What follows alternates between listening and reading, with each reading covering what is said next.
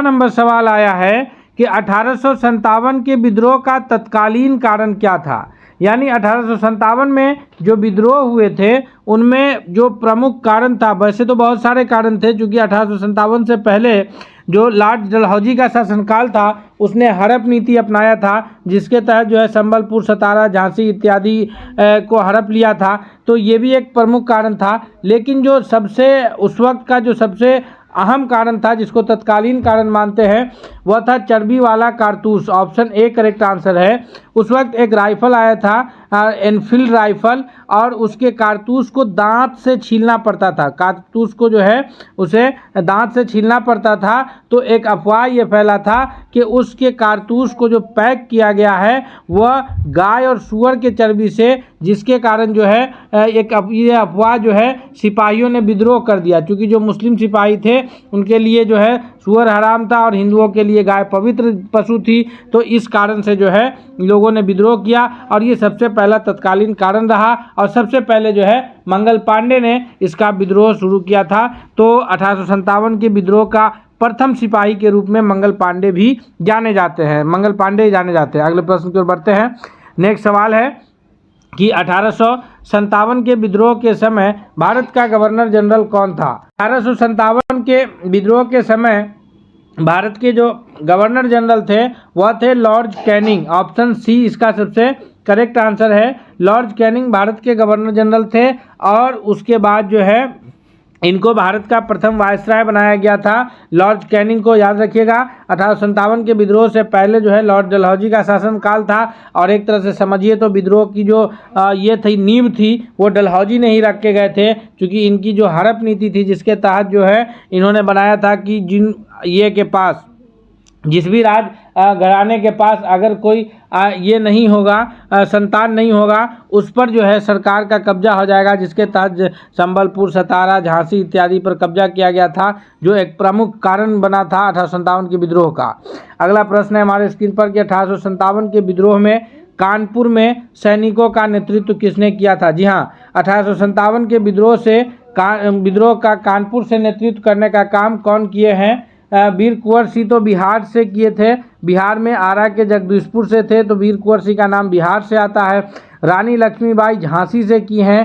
कानपुर से अगर बात हम करें तो कानपुर से नेतृत्व किए हैं नाना साहब। ऑप्शन डी जो है तीसरा नंबर प्रश्न के लिए सबसे करेक्ट आंसर के रूप में उत्तर जाना जाएगा। नेक्स्ट क्वेश्चन की ओर बढ़ते हैं। इससे पहले हम आपसे रिक्वेस्ट करेंगे दोस्तों कि अगर आप हमारे चैनल पर नए हैं, चैनल को सब्सक्राइब नहीं किया है, तो प्लीज़ चैनल को सब्सक्राइब करते हुए बेल आइकन को प्रेस कर लीजिए, ताकि अगला हर क्लास, हर अपडेट आप तक सबसे पहले पहुंचे। हम एक प्रश्नों के डिस्क्रिप्शन में कई प्रश्न सॉल्व हो जाए, इस तरह से हम आपको कराते चलते हैं, ताकि इस आधार पर अगर प्रश्न बनते हैं, क्योंकि प्रश्नों का स्तर जो है ऊंचा रहता है और हमें लगता है कि ये मुश्किल प्रश्न है, लेकिन वो प्रश्न मुश्किल होते नहीं है, थोड़ा सा टेक्निकल होता है, और अगर हम उसे ध्यान से करें तो हमारे लिए बहुत आसान हो जाता है।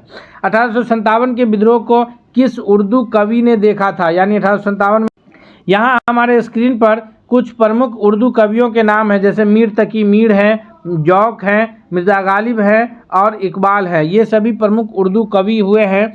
तो इनमें से जो 1857 के विद्रोह के समय कवि ने जिस 1857 के विद्रोह को जिस कवि ने देखा है वो मिर्ज़ा गालिब है। ऑप्शन सी करेक्ट आंसर होगा। मिर्ज़ा गालिब का पूरा नाम मिर्ज़ा असदुल्ला खां गालिब है और गालिब के नाम से बहुत प्रसिद्ध हुए हैं। और गालिब, हमें लगता है कि हर वह लोग जो उर्दू भाषा का नाम सुने होंगे वो गालिब को ज़रूर जानते होंगे। और अगर हम इकबाल की बात करें तो ये भी उर्दू के एक महान शायर हुए हैं और इन्होंने जो है सारे जहाँ से अच्छा हिंदुस्तान हमारा जो लिखे हैं वह अल्लामा इकबाल का ही लिखा हुआ है। अगले प्रश्न की ओर बढ़ते हैं। नेक्स्ट सवाल है कि निम्नलिखित को उसके संगठनों के आधार पर क्रम वाइज सजाइए। यानी कौन सा संगठन की स्थापना पहले हुई और कौन सा संगठन की स्थापना उसके बाद हुआ है। तो यहाँ पर जो ऑप्शंस हैं हमारे पास कि बॉम्बे एसोसिएशन है, मद्रास महाजन सभा है, इंडियन एसोसिएशन है और इंडियन लीग है। इनमें से कौन सा संगठन की स्थापना कब हुई है, इसके आधार पर हमें सजाना है।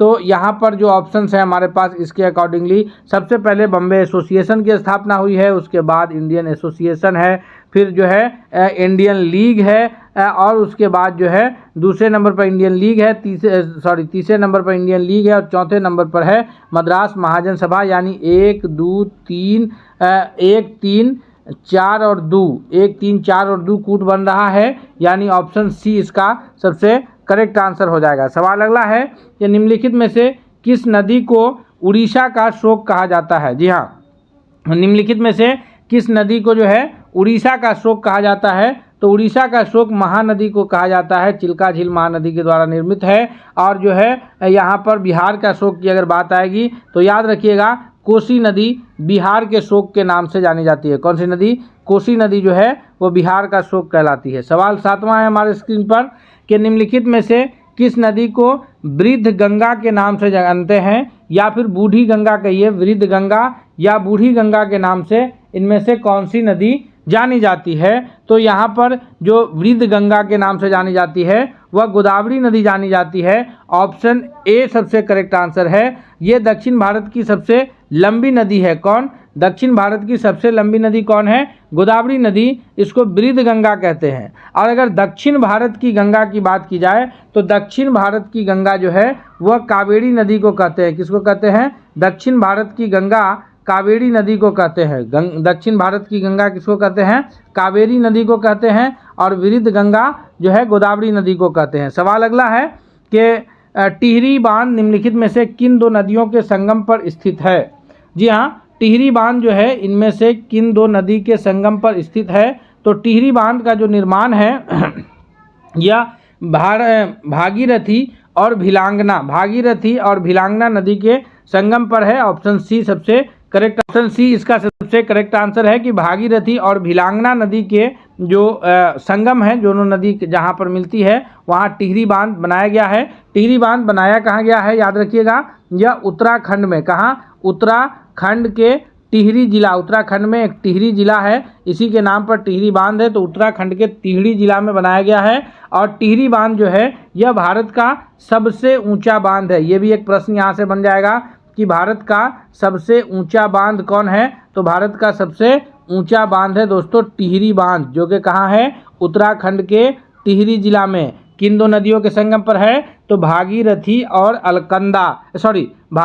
और भिलांगना। याद रखिएगा, भागीरथी और अलकनंदा जो है ये ऑप्शन बी में जो दो नाम है भागीरथी और अलकनंदा, यह गंगा की दो प्रमुख ये है, यानी भागीरथी और अलकनंदा जो प्रमुख धाराएं हैं यही मिलकर के गंगा का निर्माण करती है देवप्रयाग के पास। और इन दोनों की संयुक्त धारा जब एक साथ मिलती है तो वहां से गंगा के नाम से उत्तराखंड से प्रवाहित होते हुए उत्तराखंड के बाद उत्तर प्रदेश, फिर बिहार, फिर पश्चिम बंगाल होते हुए जो है बंगाल की खाड़ी में जाके गिरती है। याद रखिएगा, ये भागीरथी और अलकनंदा है। लेकिन टिहरी बांध का निर्माण कहाँ है? भागीरथी और भिलांगना नदी के संगम पर, उत्तराखंड के टिहरी जिला में। और टिहरी बांध जो है भारत का सबसे ऊंचा बांध है। अगले प्रश्न की ओर बढ़ते हैं। सवाल अगला है कि रानी लक्ष्मीबाई बांध कहाँ अवस्थित है? जी हाँ, 9वां नंबर प्रश्न का सही उत्तर क्या होगा कि रानी लक्ष्मीबाई बांध कहाँ अवस्थित है, किस नदी पर है, कहाँ है?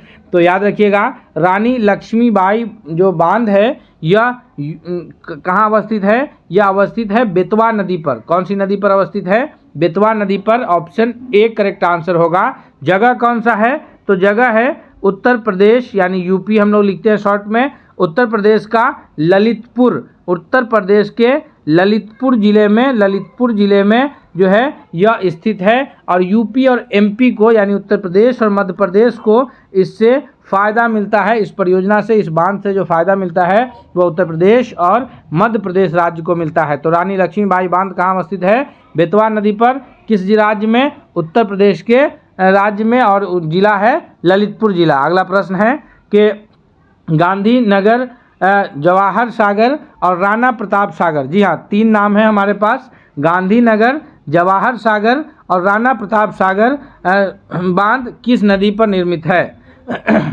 ये जो तीनों बांध है यह एक ही नदी पर स्थित है, लेकिन ये अलग अलग राज्यों के शहर में स्थित है। तो इसलिए हमको याद रखना है तीनों बांध अलग अलग नाम से जाना जाता है। नदी एक ही है, वह नदी है चंबल नदी, कौन सी नदी है? चंबल नदी है। चंबल नदी पर स्थित है गांधी सागर, जवाहर सागर और राणा प्रताप सागर। अब हम लोग जानते हैं जो गांधी सागर बांध है, पहला अगर हम लोग बात करें गांधी सागर, दूसरा जवाहर सागर, तीसरा राणा प्रताप सागर। तो गांधी सागर बांध जो है यह मध्य प्रदेश राज्य में स्थित है, एमपी में, किस नदी पर? चंबल नदी पर। उसके बाद अगर हम बात करें दूसरा का जवाहर सागर बांध की, तो यह भी जो है राजस्थान के कोटा शहर के पास स्थित है। गांधी सागर बांध कहाँ है? राजस्थान के कोटा शहर के पास स्थित है। और तीसरा अगर हम लोग बात करें राणा प्रताप सागर बांध की, तो राणा प्रताप सागर बांध भी राजस्थान राज्य में ही स्थित है। यानी दो बांध जो है जवाहर सागर और राणा प्रताप सागर, यह राजस्थान में स्थित है, और ये जो गांधी नगर है यह स्थित है कहाँ? मध्य प्रदेश में। और ये तीनों किस नदी पर है? तो चंबल नदी पर स्थित है। अगले प्रश्न की ओर बढ़ते हैं। एक प्रश्न में हम सभी प्रश्नों को कवर करते चल रहे हैं दोस्तों, जिससे आपकी आने वाली परीक्षा बहुत आसान हो जाएगी। इसलिए आपसे रिक्वेस्ट है कि अगर आप चैनल पर नए हैं तो प्लीज़ चैनल को सब्सक्राइब करते हुए बेल आइकन को प्रेस कर लीजिए, ताकि अगला हर क्लास, हर अपडेट्स आप तक सबसे पहले पहुंचे और आपकी तैयारी बेहतर हो सके। सवाल अगला है कि केंद्र सरकार द्वारा नई वन नीति जो इस फॉरेस्ट के पॉलिसी है, इसका घोषणा किस वर्ष किया गया? तो नई वन नीति की घोषणा जो है यह 1988 ईस्वी में किया गया था। ऑप्शन सी करेक्ट आंसर है। और इसका जो मुख्यालय है वह देहरादून में है। कहाँ है इसका मुख्यालय? कहाँ है? याद रखिएगा, देहरादून में इसका मुख्यालय है। किसका? वन नीति का। अगले प्रश्न की ओर बढ़ते हैं। सवाल है कि भारत में वृक्षारोपण उत्सव, जिसे वन महोत्सव के नाम से जाना जाता है, भारत में वृक्षारोपण उत्सव मतलब जो वृक्ष लगाते हैं, ये वृक्षारोपण उत्सव या इसे वन महोत्सव के नाम से जानते हैं। यह इसके जन्मदाता कौन है? वन महोत्सव के जन्मदाता कौन है? तो इसका जो अगर हम लोग बात करें सही उत्तर के रूप में ऑप्शन सी जाना जाएगा कि कन्हैया लाल मानिक लाल मुंशी। पूरा नाम के.एम. मुंशी शॉर्ट में है। के से कन्हैया लाल, एम से मानिक लाल और मुंशी, कन्हैया लाल मानिक लाल मुंशी जी जो है ये वन महोत्सव के जनक के रूप में जाने जाते हैं। यह भारत सरकार में खाद्य एवं कृषि मंत्री रहे। शुरू में तो जो है कृषि मंत्री राजेंद्र प्रसाद थे, लेकिन अब राजेंद्र बाबू जो है भारत के संविधान निर्माण के कार्य में अस्थायी अध्यक्षता कर रहे थे और उसके बाद वो राष्ट्रपति चुन लिए गए। तो खाद्य एवं कृषि मंत्री के रूप में काम किए हैं कौन? कन्हैया लाल मानिक लाल मुंशी जी। तो और ये जो मनाया जाता है वन महोत्सव, यह प्रत्येक वर्ष जुलाई के प्रथम सप्ताह में मनाया जाता है। कब मनाया जाता है? प्रत्येक वर्ष जुलाई के प्रथम सप्ताह में मनाया जाता है। और इस वक्त जो है जनरली मानसून का समय रहता है, जिस वक्त वृक्षारोपण करने पर जो है वृक्ष के लगे होने की संभावनाएं अधिक बढ़ जाती है। तो यहाँ पर याद रखिएगा, वन महोत्सव के नाम से जो ये मनाया जाता है वो किनके नाम पर? के.एम. लाल मुंशी लाल, इसके जो है कन्हैया लाल मानिक लाल मुंशी जो है इसके ये हैं जन्मदाता हैं। अगले प्रश्न की ओर बढ़ते हैं। सवाल अगला है कि भारत में वनों की ताज़ा स्थिति के संबंध में रिपोर्ट कौन जारी करता है? भारत में जो अभी वनों की ताज़ा स्थिति है इसके बारे में रिपोर्ट जारी करने का काम जो है यह करता है भारत वन सर्वेक्षण विभाग, जो कि मुख्यालय इसका देहरादून में स्थित है। भारतीय वन सर्वेक्षण विभाग कौन रिपोर्ट जारी करता है? ऑप्शन बी, भारतीय वन सर्वेक्षण रिपोर्ट, जो देहरादून में स्थित है। यह प्रत्येक 2 वर्ष पर रिपोर्ट जारी करता है। कितने वर्षों पर? 2 वर्षों पर। अभी जो 18वीं रिपोर्ट पेश किया गया है यह 2023 में लास्ट जो है इसका रिपोर्ट आया है। उसके बाद अगला रिपोर्ट जो है 2025 में आना है। अगले प्रश्न की ओर बढ़ते हैं। सवाल है कि नीली क्रांति, जिसे ब्लू रिवॉल्यूशन कहेंगे शॉर्ट में, अंग्रेजी में ब्लू रिवॉल्यूशन के नाम से जानेंगे, तो ये ब्लू रिवॉल्यूशन या नीली क्रांति, इसका संबंध किससे है? ब्लू क्रांति का संबंध जो है वह पर्यावरण से है, कृषि से है, नदी की सफाई से है, या फिर मत्स्य उत्पादन से है? तो सही उत्तर के रूप में ऑप्शन सी है कि मत्स्य उत्पादन से है। जैसे जो हरित क्रांति है वह खाद्य फसल के उत्पादन से है। खाद्य फसल खास करके जो है जैसे गेहूं और चावल के उत्पादन से आया कौन? हरित क्रांति। और उसी प्रकार जो है अगर हम लोग बात करें खाद्य क्रांति के बाद खाद्य फसल के उत्पादन से हो गया हरित क्रांति, उस दुग्ध उत्पादन से श्वेत क्रांति और नीली क्रांति जो है वो मत्स्य उत्पादन से है। तो ये सारी क्रांतियाँ के जरिए जो है इसके उत्पादन को उत्पादन वृद्धि के लिए जो है सारी क्रांतियाँ लाई गई थी। सवाल अगला है कि भारत में ऑपरेशन फ्लड कार्यक्रम कब प्रारंभ हुआ। जी हाँ, ऑपरेशन फ्लड कार्यक्रम जो है यह कब प्रारंभ हुआ, तो इसका जो शुरुआत हुआ है ऑप्शन बी के 13 जनवरी 1917 को। जी हाँ, 13 जनवरी 1970 को जो है डॉक्टर वी कुरियन, या पूरा नाम है इनका डॉक्टर वर्गीज कुरियन। वी कुरियन कहीं कहीं पे आएगा और पूरा नाम याद रखिएगा तो आसानी से शॉर्ट नेम भी आप कर सकते हैं। तो डॉक्टर वर्गीज कुरियन जो है, डॉक्टर वर्गीज कुरियन जो है इसके ये रहे हैं जन्मदाता रहे हैं, या फिर इनके ये में हुआ है ऑपरेशन फ्लड कार्यक्रम जो कि दुग्ध उत्पादन से संबंधित था, या फिर आप कहिए कि श्वेत क्रांति से संबंधित है। कौन? ऑपरेशन फ्लड कार्यक्रम। अगले प्रश्न की ओर बढ़ते हैं। सवाल है कि निम्नलिखित में से कौन कृषि से संबंधित क्रांति नहीं है। जी हाँ, 16वां नंबर प्रश्न कह रहा है कि निम्नलिखित में से कौन कृषि से संबंधित क्रांति नहीं है। हरित क्रांति, श्वेत क्रांति, कृष्ण क्रांति, पीली क्रांति। तो यहाँ पर जो है हरित क्रांति है खाद्य फसल के उत्पादन से। खाद्य फसल क्या चीज़? गेहूं और चावल के उत्पादन से है हरित क्रांति।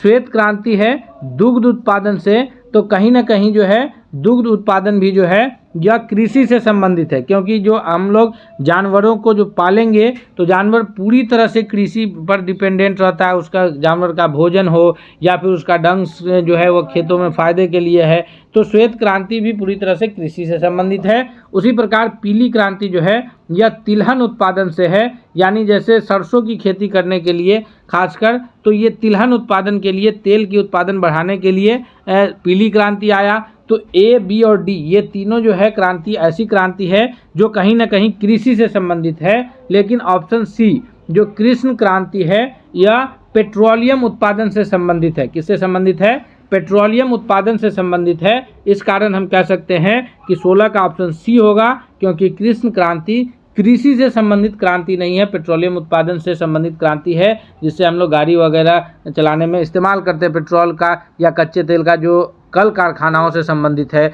ये कह सकते हैं। अगले प्रश्न की ओर बढ़ते हैं। सवाल है कि दुधवा राष्ट्रीय उद्यान कहाँ स्थित है। जी हाँ दोस्तों, 17वां नंबर प्रश्न है कि दुधवा राष्ट्रीय उद्यान कहाँ स्थित है। तो दुधवा राष्ट्रीय उद्यान जो है यह उत्तर प्रदेश में स्थित है। ऑप्शन बी इसका सबसे करेक्ट आंसर है। नेक्स्ट प्रश्न है कि निम्नलिखित में से कौन सा युग्म सुमेलित नहीं है। जी हाँ, कौन सा युग्म सुमेलित नहीं है। तो यहाँ पर गिर राष्ट्रीय उद्यान है जो कि एशियाई शेर के लिए जाना जाता है, करेक्ट है। केवलादेव साइबेरियन सारस के लिए जाना जाता है, यह भी करेक्ट है। केवलादेव साइबेरियन सारस के लिए जाना जाता है। और उसके बाद है काजीरंगा जो कि एक सींग वाला गैंडा के लिए जाना जाता है, जो नहीं। तो यहाँ पर जो करेक्ट सुमेलित नहीं है, जो सही सुमेलित नहीं है, वो ऑप्शन डी है। वो है दाची गाम जो कि हाथी के लिए, बल्कि यह बाघ के लिए और जो विलुप्त प्रजाति है उसके लिए है। और यह स्थित कहाँ है? यह दाची गाम जो स्थित है यह जम्मू कश्मीर राज्य में स्थित है। तो याद रखिएगा। नेक्स्ट प्रश्न की ओर बढ़ते हैं। इससे पहले हम फिर आपसे एक बार रिक्वेस्ट करते हैं दोस्तों कि अगर आप चैनल पर नए हैं तो प्लीज़ चैनल को सब्सक्राइब करते हुए बेल आइकन को प्रेस कीजिए, ताकि अगला हर क्लास आपके लिए सबसे पहले पहुंचे और आपको सबसे ज़्यादा फायदा पहुंचे। सवाल है कि विश्व का एकमात्र तैरता हुआ राष्ट्रीय उद्यान। जी हाँ, विश्व का एकमात्र तैरता हुआ राष्ट्रीय उद्यान जो है यह कीबुल उद्यान लामजाओ कहाँ पर स्थित है। उद्यान का नाम भी दिया है कि कीबुल उद्यान लामजाओ। जी हाँ, कीबुल उद्यान लामजाओ जो है यह स्थित है मणिपुर राज्य में। ऑप्शन सी सबसे करेक्ट आंसर है। यह कहाँ स्थित है?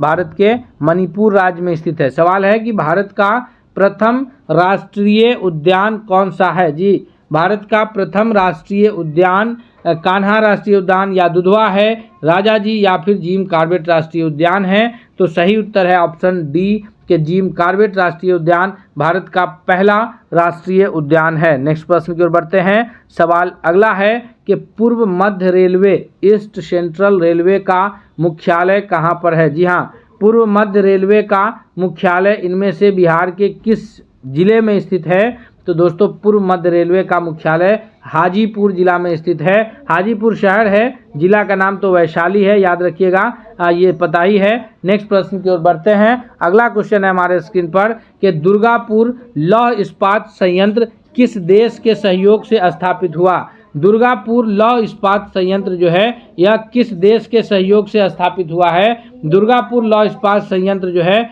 यह वेस्ट बंगाल में स्थित है, जो कि 1900 ये ऑप्शन इसका है ब्रिटेन के सहयोग से स्थापित कहाँ है, वेस्ट बंगाल यानी पश्चिमी बंगाल में स्थित है। और ये शुरू कब हुआ था, 1959 में, और जो है ये 1950 में के आसपास इसको स्थापित किया गया था। और इसका परिचालन जो शुरू हुआ है, यानी जब से शुरुआत हुआ है वो 1959 से इसका शुरुआत हुआ है। लौह इस्पात संयंत्र जो ये दुर्गापुर लौह इस्पात संयंत्र ब्रिटेन के सहयोग से वेस्ट बंगाल में स्थित है। नेक्स्ट क्वेश्चन की ओर बढ़ते हैं। सवाल अगला है कि रूस की सहायता से स्थापित लौह इस्पात संयंत्र कौन सा है। रूस की सहायता से स्थापित लौह इस्पात संयंत्र इनमें से कौन सा है। जी हाँ, बहुत ही महत्वपूर्ण प्रश्न है। तो यहाँ पर इस प्रश्न का उत्तर जो है, अगर हम लोग बात करें दोस्तों, तो ये बोकारो है। यह 1964 में रूस के सहायता से हुआ था। यह भारत का चौथा ये है कारखाना है। बोकारो 1964 में हुआ रूस की सहायता से। उसके बाद जो है भिलाई है, यह भिलाई इस्पात संयंत्र जो है यह छत्तीसगढ़ में स्थित है। कहाँ स्थित है, बोकारो तो झारखंड में स्थित है, पहले बिहार का हिस्सा हुआ करता था। बोकारो झारखंड में स्थित है 1964 में। उसके बाद जो है भिलाई है जो कि छत्तीसगढ़ राज्य में स्थित है। छत्तीसगढ़ राज्य जो है यह पहले मध्य प्रदेश का हिस्सा हुआ करता था। छत्तीसगढ़ राज्य में 1955 में स्थापित हुआ भिलाई, और बोकारो हो गया। विशाखापट्टनम की अगर हम लोग बात करें तो विशाखापट्टनम भी जो है यह कहाँ, यह इस रूस के ही सहायता से स्थापित हुआ था। तो यहाँ पर ऑप्शन डी जो है करेक्ट आंसर हो जाएगा कि ये तीनों संयंत्र जो है यह रूस के सहायता से ही स्थापित हुए हैं। नेक्स्ट सवाल है हमारे स्क्रीन पर कि भिलाई, दुर्गापुर और राउरकेला में लौह इस्पात संयंत्र की स्थापना किस पंचवर्षीय योजना के दौरान की गई थी। जी हाँ, भिलाई, दुर्गापुर और राउरकेला में जो लौह इस्पात संयंत्र की स्थापना है यह किस पंचवर्षीय योजना के तहत किया गया था। तो वह थी द्वितीय पंचवर्षीय योजना, जिसका कार्यकाल था 1956 से लेकर के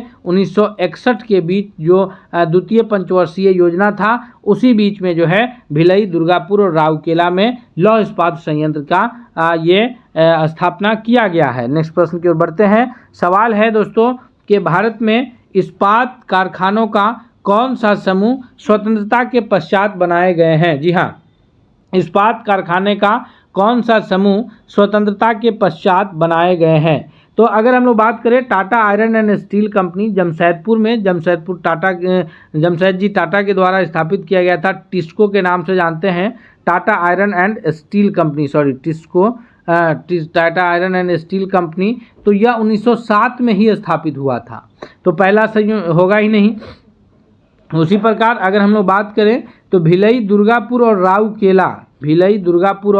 राउरकेला की, तो ये संयंत्र जो है यह आज़ादी के बाद यानी स्वतंत्रता के बाद स्थापित हुआ है, इसलिए सही कूट के रूप में ऑप्शन सी सही उत्तर हो जाएगा। दोस्तों 25 महत्वपूर्ण प्रश्न हम लोग कवर किए हैं, जो आपके आने वाले परीक्षा के दृष्टि से बहुत लाभकारी साबित होने वाला है। इसलिए आपसे चलते चलते अब रिक्वेस्ट है कि अगर चैनल पर नए हैं तो सब्सक्राइब कर लीजिए। साथ ही साथ अगर आपको क्लास पसंद आया है तो दोस्तों के बीच शेयर कीजिए, ताकि उनकी भी बेहतर तैयारी हो सके। मिलते हैं अगले सेट के साथ, तब तक के लिए बहुत बहुत धन्यवाद।